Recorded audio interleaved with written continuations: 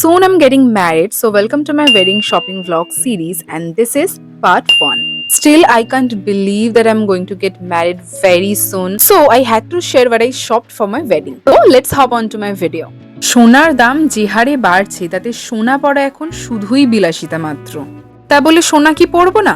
নিশ্চয়ই পরবো, কিন্তু পুরো শরীর সোনা দিয়ে আর মোড়ানো যাবে না, সে যুগ আর নেই। Let's go for my wedding jewelry shopping. যেই আমি বিয়ে করতে চলেছি অমনি সোনার দাম চচ্চর করে বেড়ে গেল। না মজা করছি, আসলেই বিয়েতে আমার অনেক কিছু জুয়েলারি নেওয়ার ছিল। শুধু বিয়ে বলে না, বিয়ে ছাড়াও আরো অনেক ফাংশন আছে, যেমন বৃদ্ধি, গায়ে হলুদ, মেহেন্দি, আইবুড়ো ভাত, সবকিছুর জন্য আমার টুকিটাকি কিছু জুয়েলারি লাগতো। আর বিয়েতেও তো আমি সব গয়না সোনার পরবো না, তাই আমাকে কিছু কিছু জুয়েলারি আগে ভাগে কিনে রাখতেই হতো। এই যে আমি এসেছিলাম কাকা আর কাকিমার দোকানে। এই দোকানটা আছে আমাদের বাবুরডাঙ্গা জিটি রোড বা স্যামসের কাছ থেকে একদম সামনেই।